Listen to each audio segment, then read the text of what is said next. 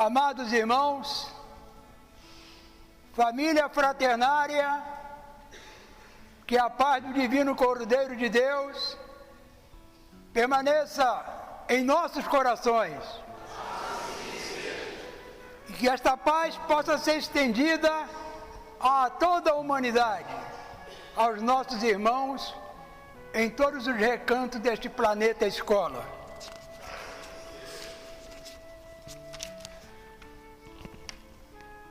Hoje, aqui nos encontramos reunidos para reverenciarmos e vivermos o ofício eclético universal solene a São João Batista, o batizador, o precursor, o aplanador dos caminhos por onde o Divino Mestre em Espírito passará para a restauração da humanidade. Que alegria, meus irmãos, hoje celebrarmos São João Batista, um dos poucos santos a quem comemoramos a data de nascimento. Diga-se de passagem, somente a Virgem Maria e Nosso Senhor Jesus Cristo é que nós celebramos também a data do nascimento. Geralmente, celebramos o dia do nascimento dos santos para o céu, isto é, o dia da morte destes. No entanto, nós celebramos o nascimento de Virgem Maria e de São João Batista e depois, é claro, também o dia de sua entrada nos céus, 29 de agosto. Por que celebramos o nascimento de João Batista? Primeiro, porque ele foi escolhido por Deus, como diz o profeta Isaías, já no ventre de sua mãe. Ele foi chamado pelo nome para ser realmente o profeta do Deus Altíssimo. Mais outra coisa, João Batista foi santificado ainda no ventre de sua mãe. Isso significa que entre nós, ele nasceu sem pecado. A Virgem Maria foi concebida sem pecado. E São João Batista foi santificado no ventre de sua mãe e veio para ser, no meio de nós, a voz que prepara os caminhos para a vinda do Senhor. Até hoje, a voz que clamava no deserto, em Israel, na Palestina, continua a clamar no deserto dos nossos corações. Quando é que nós passaremos a ouvi-lo, a aceitá-lo e a vivê-lo? O precursor foi preparado no coração de Deus. Ele viveu uma vida eremítica para ser realmente aquele que abre os caminhos para que Jesus possa passar. Nós nos unimos hoje ao coração de seus pais, de Zacarias, um sacerdote judeu do nosso Senhor Deus Altíssimo, e de sua mãe Isabel, segundo o nosso saudoso mestre, nome verdadeiro, Ana Isabel, prima da Virgem Maria, que já com idade avançada era estéril, e por confiar em Deus, ele interveio na vida desse homem e dessa mulher, desse casal, para que por intermédio deles a graça de Deus passasse até nós. A austera figura que bradava contra a dissolução dos costumes daquela época e muito mais nos dias de hoje, que vociferava contra Herodes e Herodíades, que alertava o povo a respeitar as leis divinas, e por isso sofreu a degolação, por incrível que pareça. É dono de uma das mais lindas festas populares, a festa de São João, a qual, mais uma vez, a família eclética e os simpatizantes comemoraram na noite de ontem, com muita alegria, com muita união, com muita harmonia. Em sua festa comemora-se o seu aniversário. As fogueiras lembram a que Zacarias acendeu à porta de sua casa, anunciando seu nascimento. E tudo é alegria, é felicidade. O menino cujo nascimento foi tão festejado, tornou-se homem rígido, de palavra áspera e verdadeira. Não transgrediu nenhuma lei, respeitou-a, viveu-a e clamou com voz possante para trazer aos homens a consciência dos seus deveres para com Deus e a humanidade. Viveu o que pregou, morreu por sua palavra. Quem de nós, no dia de hoje, morreremos pela nossa palavra? Iremos pregar o Evangelho de nosso Senhor Jesus Cristo, seja as consequências que há de vir desse nosso ato insano para essa humanidade pecadora. A sinceridade, a seriedade e a fama com as quais ele pregava em Galileia, logo trouxe sobre ele suspeita e ódio da corte do tetrarca Antipas. Não mudou nada no dia de hoje. Todo aquele que se dedica a falar e a pregar e a viver os ensinamentos divinos, traz automaticamente sobre si o ódio da gentalha, do tetrarca Antipas ou rei Herodes, em seu 32º ou 33º ano de sua vida. Decapitou. O dia 24 de junho, seu aniversário, é dedicado à sua memória em toda a cristandade. O que podemos dizer aos fiéis e aos que não creem o que São João nos transmite, quer nos transmitir? Primeiro, ele ensina-nos o verbo dar. É um verbo que esculpe em futuro novo a nova lei de um mercado diferente e humano. Em vez de acúmulo, que nós gostamos, a doação. Em vez de juntarmos bens, é doarmos esses bens. Em vez de desperdício, a sobriedade. E em vez de sucesso a todo custo, que os homens procuram na vida, dar espaço a outro. Jamais querer ficar em evidência. Deixar sempre que o outro esteja em evidência. E nós nos recolhemos.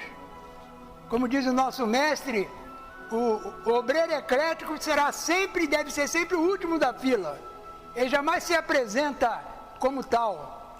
É as suas obras, as suas ações, os seus atos, seus pensamentos, que o identifica como tal. Como um aprendiz de discípulo do mestre batizador.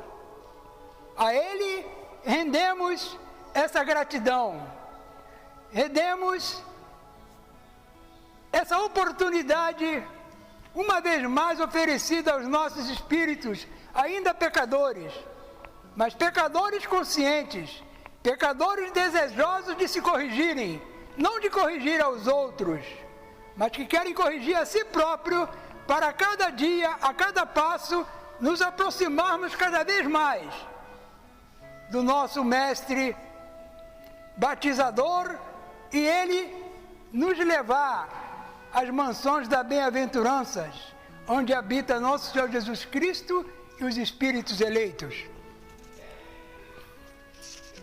Ele também nos ensina o retorno à honestidade. Fala-se muito no mundo na honestidade e principalmente os religiosos não dão exemplo daquilo que exigem dos demais. A volta à legalidade, começando por si mesmo e pelos seus comportamentos mais simples. Ser honesto, mesmo nas pequenas coisas. Como dizia o mestre, não existe mais ou menos, ou é honesto ou é desonesto. Assim ele afirmava com muita propriedade espiritual. O que nós somos? Somos mais ou menos? Ou pretendemos ser honestos? Mais ou menos não existe. E por terceiro, um ensinamento para aqueles que governam. Um ensinamento para nós, que como aprendizado ficamos numa posição que podemos considerar de governo, de direções espirituais, direções de setores.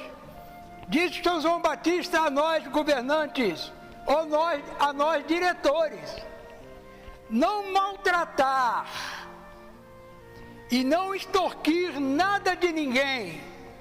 Que fique gravado em nossa mente e em nosso coração, nós que somos diretores, como oportunidade de aprendizado, não por merecimento. Não maltratar e não extorquir nada de ninguém. Não se aproveitar do cargo para humilhar. Já ouvimos muito isso em diversas palavras e versos. É sempre o mesmo princípio. Primeiro as pessoas, depois a lei. Antes a misericórdia, que é a punição. Quando estivermos diante de problemas que merecerá de nós um despacho, por mais grave que seja esse problema, meus queridos companheiros de jornada terrena, a qual eu tenho a felicidade de participar, junto com os senhores. Antes a misericórdia, diante do pecador, diante daquele que erra, diante daquele que foge dos seus compromissos espirituais, assumido com o grande arquiteto do universo. Temos que aprender a ser misericordiosos, que é muito fácil punir. Você pega o documento e ó, não é assim, madrinha? Expulso, rua, tira o balandrão e transfere para essa categoria.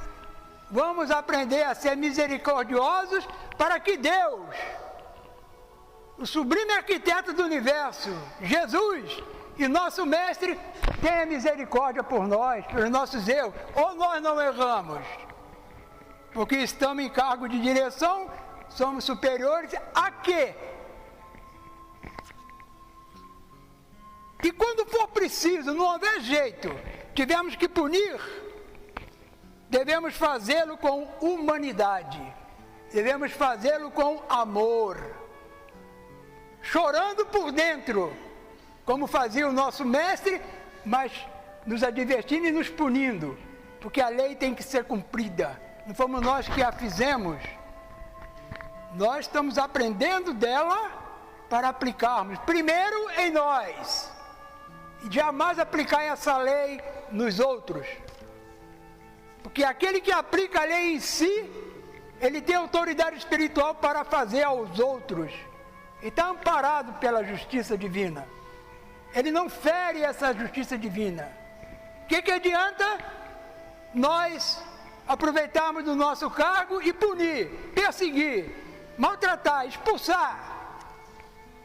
E quando chegarmos do outro lado, Papai do Céu vai dizer para nós: que fizeste dos meus pequeninos, que eu coloquei em vossas mãos, conduzi-os, foram conduzidos por vós à evangelização, ao aprendizado religioso. Aí nós vamos talvez ficar com vergonha, porque botamos tudo para fora. Em vez de corrigirmos, de caminharmos junto com eles, nós preferimos aplicar a palavra morta, rua. Não é assim que a humanidade costuma fazer? Então fica aqui esses ensinamentos de São João Batista.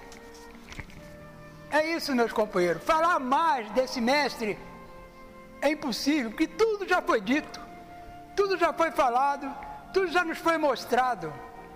Vamos recapitular nas nossas horas de oração, recapitular esses ensinamentos divinos para sermos felizes e não para ficarmos reclamando dos outros, que ficam às vezes dizendo que nos perseguem, não deixam a gente fazer isso, fazer aquilo. Nós temos consciência do que podemos e o que devemos aplicar em nossa vida. Que o nosso mestre batizador, espiritualmente nesta hora, esteja derramando sobre a nossa família essa cachoeira de água lustral do Rio Jordão, renovando a nossa alma, renovando a nossa vontade de sermos melhor, renovamos a nossa fé e, acima de tudo, que renove em nós o respeito aos nossos irmãos de bandeira e à própria humanidade. Paz aos nossos espíritos.